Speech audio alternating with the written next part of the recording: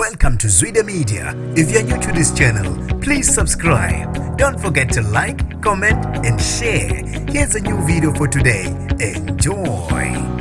Kubabazwa ihluku ingane eshaya unina waze washona ngenduku. Nginibingelele ezindabeni zezwide-media. Igama lami ngusibonga konke wakantwande Mothanda, ungangibiza intatheli ka YouTube.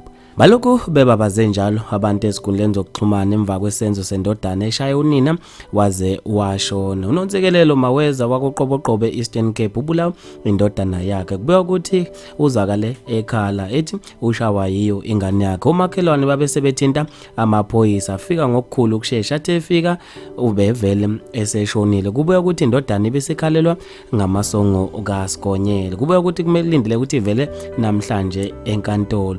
Imbangela yalengxabano namanje ibingakaziwa, kodwa ke abantu ezikhundleni zokuxhumana basale benamazwi ahlukahlukene atshengisa okumangazwa yiso lesigameko esibhlungu kangaka. UNontobeko Ntobe uthe kodwa nesiqinisekiso ukuthi ngempela eEastern Cape kuhlala abantu.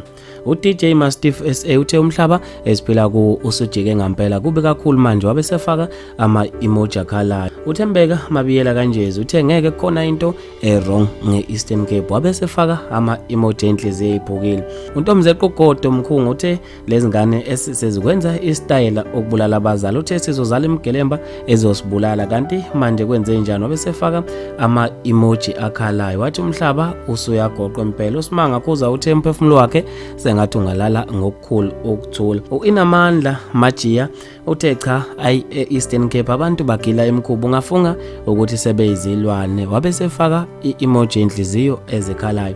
Bafethu maningi kakhulu ama-comment ngizofisa ukuzwa ukuphala kwakho khona lapha kwi-comment section ngalolo daba. Mina nje intathela YouTube sengiphuma kanje ngithi awungibambe evidweni elandelayo.